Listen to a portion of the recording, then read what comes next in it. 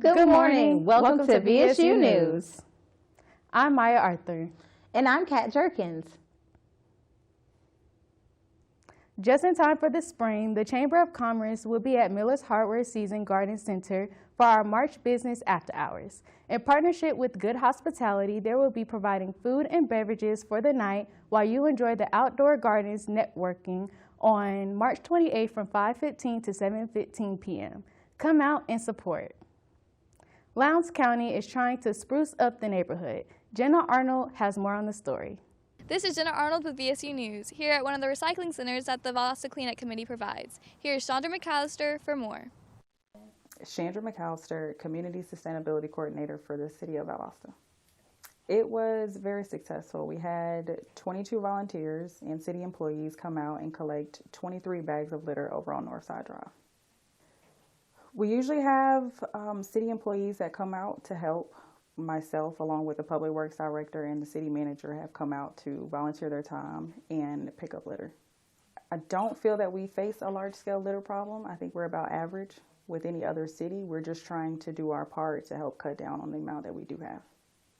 So every month we have a hotspot cleanup where we pick a different small community within the city of Valdosta where our arbor crews, which is for the engineering, stormwater, and public works, fire department, police department, and all of us come together and help keep that area up to zone, pick up any litter or trash that they have there, trim back any trees, clean any catch basins, to just help the community stay beautiful and clean. Our cleanups are based more so on what neighborhoods or roads that we feel like need a little bit more attention at that period of time.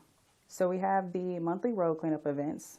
Our flyers get posted on the City of Valdosta Facebook page. We have semi-annual river cleanup events that are done with the engineering department.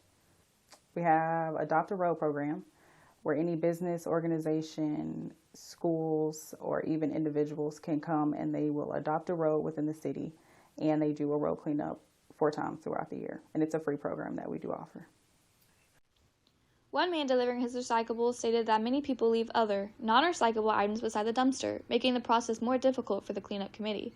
This is Jenna Arnold reporting from the Clean Streets of Valdosta with VSU News. The City of Valdosta is preparing for its 2025-2029 5-year consolidation plan, 2025 annual action plan, and analysis of impediments to fair housing choice by the regulations set forth by the U.S. Department of Housing and Urban Development.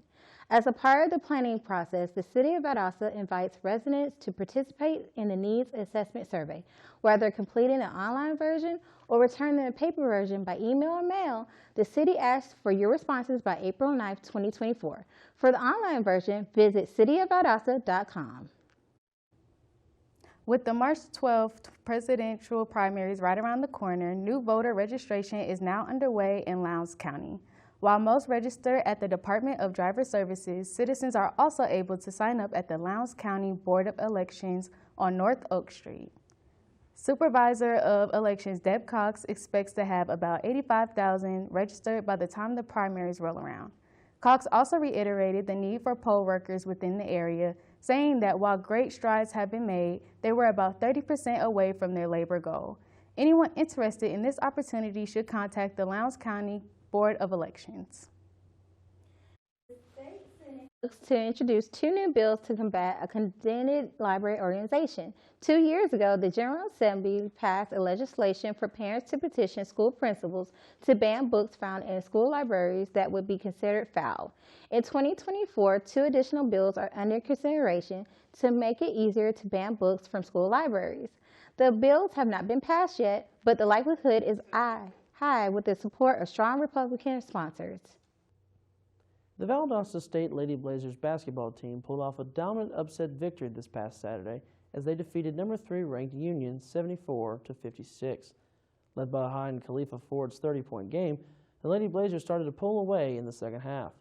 With this win, Valdosta State improves to 20-2 overall, 18-1 in conference, while making this their 18th straight victory. It is also worth mentioning that with Union falling to 22-2 on the season, the Lady Blazers are still the only team in America this season that have beat the Lady Bulldogs. With this win, the Lady Blazers have now taken sole possession of first place in the Gulf South Conference standings. Valdosta State hits the road this Saturday to take on conference rival West Florida in Pensacola. The men's basketball team pulled off a victory this past Saturday as they defeated conference opponent Union 86-79. Led by Mike Eisler's 25-point game, the Blazers were losing at halftime before making the comeback. Valdosta State improves to 9-14 overall, 6-13 in conference play, and this snaps their 3-game losing streak. With this win, the Blazers still have an opportunity to make the conference tournament. Valdosta State hits the road this Saturday to take on conference rival West Florida in Pensacola. Valdosta is 11th, while West Florida is 12th in the Gulf South Conference standings. The VSU softball team is off to a rough start with a 5-5 record this season. After winning their first 2 games against Lubbock Christian and Spring Hill College, the Blazers went on a 5-game losing streak. However, they turned it around quickly with a 3-game win streak. The Blazers play a doubleheader Saturday versus Auburn Montgomery. Make sure to visit Steele's Diamond at Blazer Park and support your Lady Blazers. Valdosta State Baseball is gearing up for another season at Tommy Thomas Park. After a successful year last year, how will the Blazers look to improve this season? I have more on this story.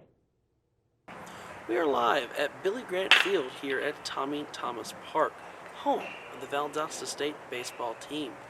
After a successful season last season, the Blazers look primed for another great season under the tutelage of Coach Williams.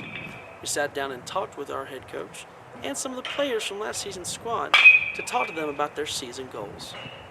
Well, when it comes to goals, one of the things we do is, we ask the players, what their goals would like to be. I mean, for me, I've been doing this for 35 years. I mean, it's not about me. It's about what the players want. And regardless of the players we spoke with, they all seem to have consistent goals. Personal goal is just go out there and be the best that I can, be a good teammate to my teammates, keep my head up through the tough times and make sure that, as a group we're as competitive and as one unit as can be.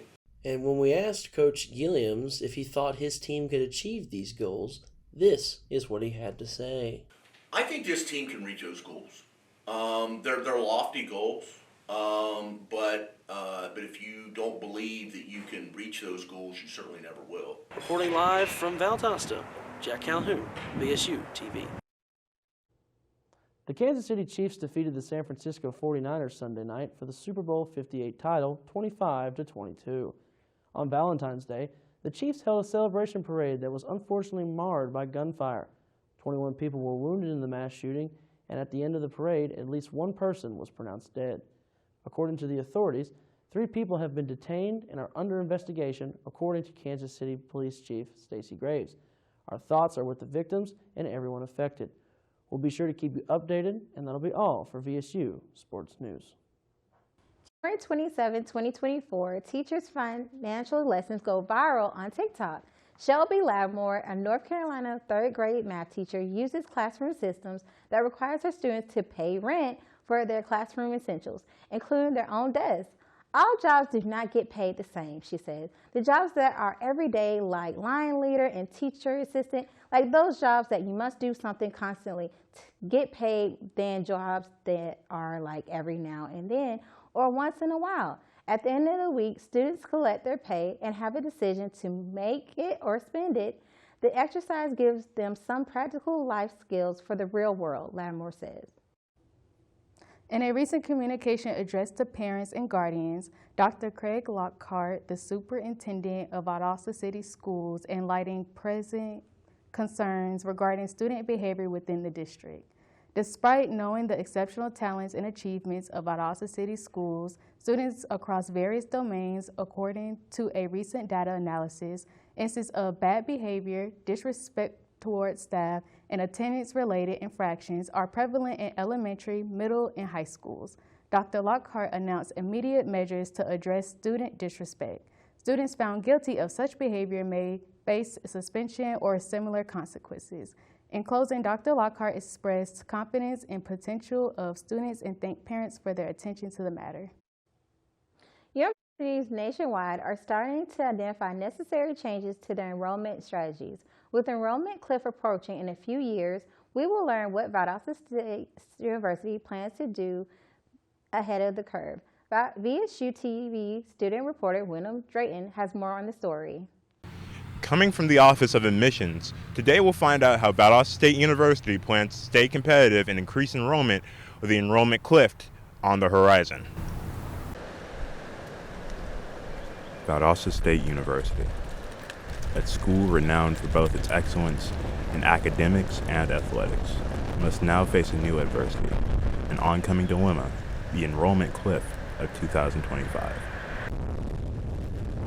However, VSU officials have planned ahead. They look to carry out a plan to stay competitive and strong. Valdosta State has seen its fair share of trying times, as recently there was an enrollment drop in fall 2021, lasting until fall 2022, which saw the university drop as far as 12.2% in enrollment, second only to Clayton State University in the state of Georgia. Numbers fell as low to around 7,500 undergraduate students and 2,600 graduate students. Post-secondary institutions across the nation saw a loss of 1.1 million students, or 6% of total enrollment from fall 2019 to fall 2022. Furthermore, enrollment for undergraduate students fell 1.2 million students, equal to 8% of enrollment. We sat down with Valdosta State University's Vice President of Enrollment, Mr. Gary Bush, and this is what he had to say. Part of the problem was retaining students during and after COVID. Test scores weren't a requirement, so it was just based on the GPA. So we were able to admit a lot more students in fall 2020. When we went to the minimum GPA, and a lot of schools had the same issues that we had, those students who had the 2.6 or the 2.5 GPA that may not have been admitted the previous year because they could have the 2.5 GPA and didn't have the test scores, but wouldn't admit them. VSU managed to come back, with the graduate school rising 22%, the online college for career advancement seeing an 80% increase, the retention rate returning to its pre-pandemic state, and the new undergraduate class up 5%. However, VSU still looks ahead to the oncoming enrollment cliff in 2025. Also known as the demographic cliff, it is one of the results of the Great Recession, which saw a massive decrease in children born from the years 2007 to 2009. This will cause the number of traditional college students to peak in 2025 and then drastically decline in the following years. We sat down with VSU's Vice President of Affairs, Dr. Vince Miller, and he told us about what Valdosta State intends to do in order to stay competitive and keep enrollment up. So looking ahead, one of the things that we anticipate, the university is currently going under a refinement of the strategic plan. Recruitment and retention will be a forefront of that. We are also doing the same thing within our division across the campus with a third-party consultant who's working right now with us over the next year to evaluate our academic programs, to evaluate our student resources and services, to look at how well we're keeping students enrolled. And so we're doing all of that right now in a with the outcome of establishing a new set of goals and priorities for all of us so that we'll work together to resolve those challenges or meet the needs of students and to continue to grow. So we're in that planning phase. We'll be in implementation within the next couple of months, and all of it together as a university to focus on student success. Coming from the Office of Admissions at Valdosta State University, I'm Wyndham Drayton with VSU TV. Just last year, the VSU campus had multiple cases of student pedestrians being hit in the crosswalks across campus. To take further measures to provide safety security for students across campus, the school has added lights along the crosswalks to ensure drivers can get a clearer visual of the pedestrians. In case of other incidents on campus, contact the VSU police at 229-259-5555. Thank you for watching VSU News.